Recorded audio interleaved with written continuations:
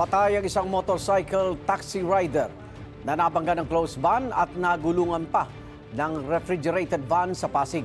Arestado ang mga driver ng dalawang sasakyan na humingi ng tawad sa nangyaring aksidente. May unang balita si EJ Gomez. Dead on the spot ang isang motorcycle taxi rider matapos mabangga ng closed van at magulungan pa ng refrigerated van sa Ortigas Extension, Barangay Rosario sa Pasig nitong Miyerkules. Pumailalim sa refrigerated van ang 55 anyos na rider na suot ang kanyang helmet. Unang rumisponde ang Pasig City DRRMO. Rumisponde rin ang Barangay Rosario Security Force. Nadatnan ko po doon is yung tao po is nasa ilalim na po ng gulong. Dito po ang pinakapatay niya. Gulong po dumaan sa kanya. Doon siya mismo namatay. Ayon sa pulisya, galing Amang Rodriguez Avenue ang rider at magpipick up sana ng pasahero sa Ortigas Extension. Itong motorcycle natin is nasa gitna ng kalsada. So napapagitnaan siya ng dalawang container van, itong closed van natin.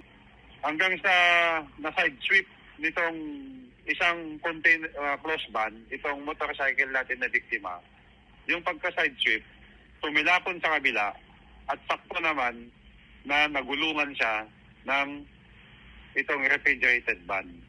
So on the spot, patay siya. Inaresto ng pulisya ang mga driver ng dalawang sasakyan.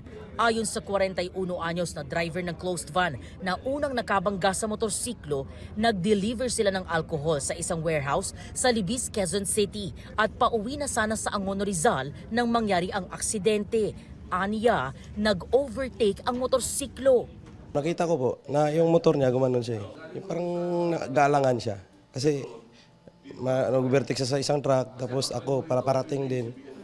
Bali, nagbusina po ako. Gaywang-gaywang siya. Namarino naman po ako. Naghihingi rin po ako ng pasensya o patawad na rin po sa nangyari. Kasi kahit hindi ko man po alam na tumama siya sa akin bago doon sa ilalim ng truck pumunta, yun na po aksidente na po Ayon naman sa 57 anyos na driver ng refrigerated van, galing sila sa isang warehouse sa C. Raimundo Avenue at patungo sa Pulilan, Bulacan para mag-pick up ng ice cream. Mabilis daw ang takbo ng nakabanggang van sa motor. Ito, mabilis siya.